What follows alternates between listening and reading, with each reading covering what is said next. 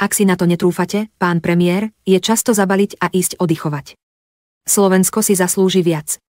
Odkázal premiérovi Robertovi Ficovi Michal Šimečka, predseda Progresívneho Slovenska. Michal Šimečka, predseda Progresívneho Slovenska, sa tvrdo pustil do premiéra Roberta Fica. Šimečka poukázal na kritický stav v detskej nemocnici v Košiciach, kde tisíce Slovákov muselo prispieť na nové okná, aby ochránili najzraniteľnejšie bábätká pred netopiermi a holubmi.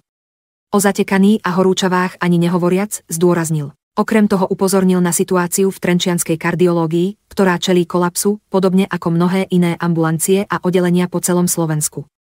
Lekári a sestry odchádzajú, pacienti čakajú mesiace na termín a ich diagnózy sa medzi tým zhoršujú, poznamenal Šimečka. Šimečka premiérovi Ficovi navrhol, aby sa previezol vlakom po južnej trase cez mestá ako Šaľa, Nová Baňa, Tornada a Rožňava.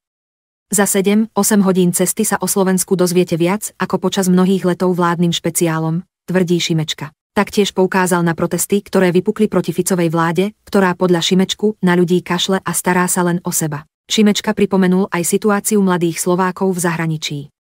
V mestách ako Brno a Praha študujú desiatky tisíc slovenských študentov, ktorí sa podľa jeho slov už pravdepodobne na Slovensko nevrátia. Michal Šimečka sa premiéra pýta, čo urobil za 4-10 ročia v politike, aby slovenské univerzity mohli ponúknuť špičkové vzdelanie a mladí ľudia zostali doma. Ak si na to netrúfate, pán premiér, je často zabaliť a ísť oddychovať. Slovensko si zaslúži viac.